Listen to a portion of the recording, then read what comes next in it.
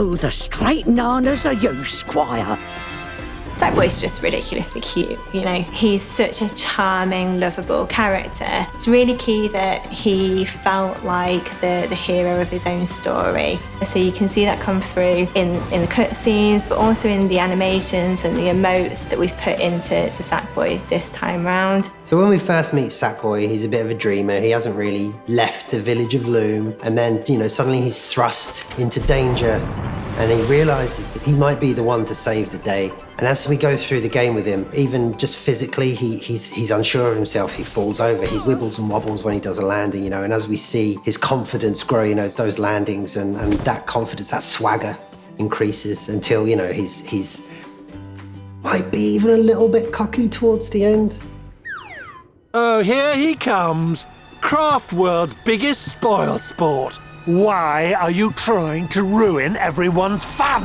Vex is our villain, and he is as old as Craft World itself. He is the shadow that accompanies light. He's always there. And every few thousand years, he tears through from his dark and dismal dimension into Craft World and tries to throw it into darkness, turning it into his own nightmarish land of misrule. He has absolute confidence and conviction that his plan for Craft World is the right one.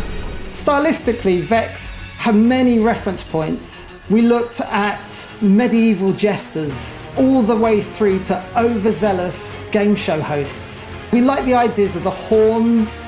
It has a certain sort of devilish look to him, but by throwing the bells on it, it kind of tapped into the humour of the game as well. Oh, don't tell me you don't recognize your old pal Vex. What was important for me was that it wasn't just about his design and look, but how he moved and how he was quite balletic in his movements, in his gestures, in his poses. So I'll just leave you with another taste of the uproar and how it bends all creatures to my will. You've got the right stuffing to be a knitted knight one day. Scarlet is Sackboy's mentor, and she's the last of the Knitted Knights, which are Craft World's protectors for millennia prior to us joining Sackboy in his adventure. Really early on, we talked about what Scarlet should be like. The phrase we threw around in development was kick-ass grandma. It's not quite how I think of Dawn French, but you know, when you hear that voice on that character with the conviction and the warmth, I think it all comes together really well and gets that across. But all that really matters is that you stop Vex. We wanted to make sure the world's host specifically told a kind of a story about the world that they came from. We have Mama Monkey, who's the custodian of the colossal canopy and the bananas they make there. We have King Bogoff, who rules the kingdom of Crablantis. And we have Naomi, who's the overseer of the Interstellar Junction. And these characters, just by looking at them, you can kind of get a sense of place.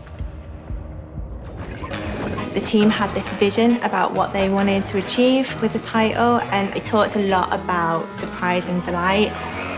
Surprise and delight is kind of like the thing that underpins everything we do with Sackboy. Like, you'll see it in the gameplay, in the artwork, and in the narrative as well. So it could be a sticker character that jumped out and waved at you when you collected a collector bell, or a special VFX as you went through a music level.